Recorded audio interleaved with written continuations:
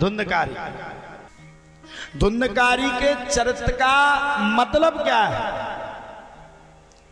आप लोगों ने नहीं समझ पाया। हर पिता अपने घर में, हर माता अपने घर में एक एक धुंधकारी जैसे पुत्र को बढ़ावा देती है। आखिरकार पुत्र बिगड़ कैसे गया? आखिरकार धुंधकारी की ऐसी स्थिति कैसे हो गई? आखिरकार एक ब्राह्मण के घर में जन्म लेने वाला बालक जुआड़ी, शराबी, कबाड़ी, वेश्याओं के साथ कैसे रहने लगा? आखिरकार उसके कर्म में क्या कमी थी जो उसको जीवन की सच्चाई को भोगना पड़ा?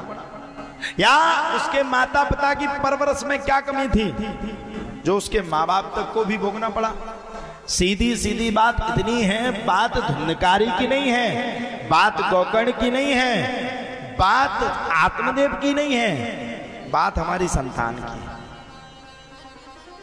जब हम शुरुआत में अपने मकान को बनाते हैं, मकान को बनाते समय हम अपनी नींव को जैसा बढ़ावा देंगे, देखिए साहब, नींव में हम जैसा कंस्ट्रक्शन करेंगे, नींव में हम जैसा ऊपर से जितने रूप निकालना चाहे वैसे निकालेंगे। क्या नक्शा बोलता है, नक्शा के अनुसार बनवा लेंगे। लेकिन आप लोग ये बताओ, नींव भरने के बाद जब मकान की दीवारें उठने लगे तो आप लोग बताइए, मकान की दीवार बनने के बाद क्या मकान का नक्शा बदला जा सकता है क्या? क्या मकान की रूपरेखा को बदला जा सकता है क्या? या तो मकान को तोड़ना पड़ेगा और या उसी मकान में रहना पड़ेगा। उसी प्रकार से हमारा मानव जीवन है। मानव जीवन क्या कथन कहता है? मानव जीवन जीवनी में कथन कहता है। मानव जीवन के जीवनी के अनुसार प्रभु का भक्त कहता है मानव जीव को कैसा रहना चाहिए। बोले कोई भी पुत्र है, किसी पुत्र का पिता है, माता है, हमें नहीं कहते पुत्र को चाहो मत, संतान से ज्यादा तो किसी से प्रेम ही मत करो। दुनिया में संतान ही तो सब कुछ है, लेकिन संतान को समय के अनुसार डांटना भी हमारा परम कर्तव्य है। देखो, संतान तो माता यशोदा की भी थी, संतान तो नंद बाबा की भी थी, और संतान के रूप में स्वयं भगवान श्री कृष्ण, भगवान श्री विष्णु जन्म लेकर के माता यशोदा के दरवाजे आए।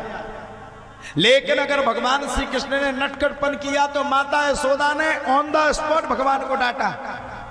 भागवत कह रही है माता यशोदा ने भगवान श्री कृष्ण को उंगली से बांध दिया। भागवत कह रही है माता यशोदा ने भगवान श्री कृष्ण को कठोर से कठोर दंड देने का काम किया। भागवत कह रही है माता यशोदा ने भगवान श्री कृष्ण को हर वक्त डांटा।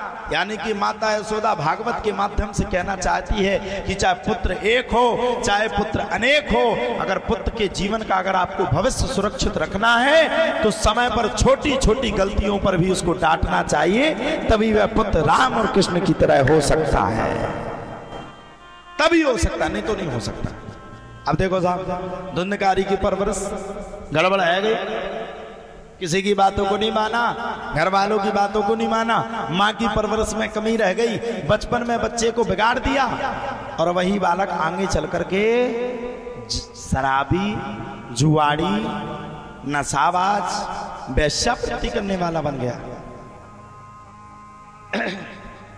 वही बालक अपने जीवन को यथार्थ भाव से नहीं चला पाया।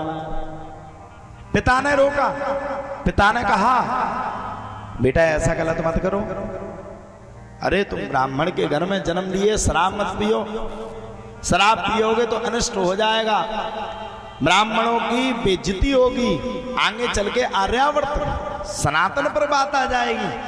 पुत्र ने क्या किया, पिता से बोला अच्छा ये बात है, तुम्हारी इज्जत का सवाल है। धुंधकारी ने पिता की कॉलर को पकड़ा और पकड़ करके पिताजी की खूब पिटाई मारी। पिता को बड़ा कष्ट हुआ, साहब इस पुत्र को मैंने बचपन से पाला, इसको पोसा, इसके लिए जंगल में मरने के लिए जा रहा था, मरना चाहता था, आज ये बड़ा हुआ, मैंने इसको सीख दी, और सीख देने के बाद इसने सीख की तो बात नहीं सुनी, उल्टा मुझे ही मानने के लिए तैयार हो। ये सही बात कहूं तो बुढ़ापे की ये सबसे बड़ी सच्चाई है। सबसे बड़ी, इससे बड़ी बुढ़ापे की कोई सच्चाई नहीं है। जीवन की ये सबसे बड़ी सच्चाई है। हर घर में देख लो आप, आपका पुत्र पिता के ऊपर हावी होता है। समझ लीजिए, बस वही श्लोक मुझे याद आ गया, बारही पुत्र पिता के धर्मा, बारही पुत्र पिता के धर्मा, ओ बारही पुत्र पिता के धर्मा, बारही पुत्र पिता की धर्मा, खेती उपजे अपने कर्मा, खेती उपजे अपने कर्मा, ओ बारही पुत्र पिता के धर्मा, बारही पुत्र पिता की धर्मा, ओ बारही पुत्र पिता के धर्मा। क्या सुंदर पंक्ति गई, बारही पुत्र पिता के धर्मा। जो ये पुत्र कर रहा है जीवन में, ये सब जो घट रहा है, इसका दोषी पुत्र नहीं है, पिता है। बारही पुत्र पिता के धर्मा, खेती उपजे अपने कर्म। पिता ने कैसे कर्म किए? अगर पिता ने सत्कर्म किए तो बालक भी सत्कर्मी होता, अगर पिता ने बुरे कर्म किए तो बालक भी बुरे कर्म वाला होगा। अब देखो साहब, ये तो बात नहीं हुई ना कि गेहूं बो करके चले आओ और गेहूं की जगह मटर पा जाओ, ये तो कोई बात नहीं हुई। गेहूं जाकर के खेत में बीज बोओगे तो गेहूं ही पाओगे, उसी को काटोगे। अब ये तो वही नहीं, तुम्हारा मन फसल गया, मूंगफली को बो दिया और दिमाग खराब हुआ, मूंगफली अच्छी नहीं आ रही है, भगवान एक कृपा कर दो, मूंगफली का चमत्कार कर दो, उड़दा आ जाए ऊपर। या तो जमीन को फिर से जोतो, फिर से गड़ा करो, दूसरा बीज बो, तब जाकर के आ सकता है, या फिर जो बुक चुका है वही रहेगा।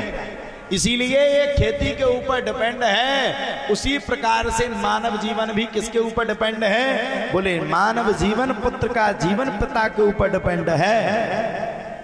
और जीवन में हमें कुछ ना कुछ सत्कर्म करते ही रहना चाहिए, बिल्कुल करना चाहिए।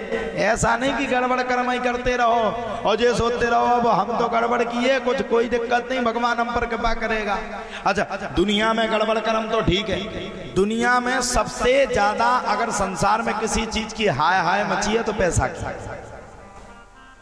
छोटे से लेकर के बड़ा, बड़ा से लेकर के बूढ़ा, और बूढ़ा से लेकर के बड़ी बड़ी दादी जिनके दांत गिर गए, अगर 10 का भी मिल जाए तो बड़ी प्रसन्नता के साथ जेब में रख लेती है, अरे भगवान पैसा मिल गया। सब पैसे के पीछे दौड़ रहे हैं, सब भूल गए धर्म को, कर्म को, सत्कर्म को, भगवान को।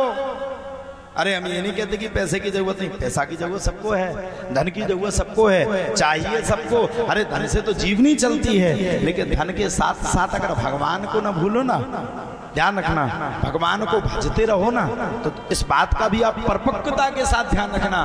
भगवान को अगर भजते रहोगे तो लक्ष्मी तो अपने आप तुम्हारे दरवाजे को खटखटाते हुए चली आएगी। कहाँ जाएगी लक्ष्मी?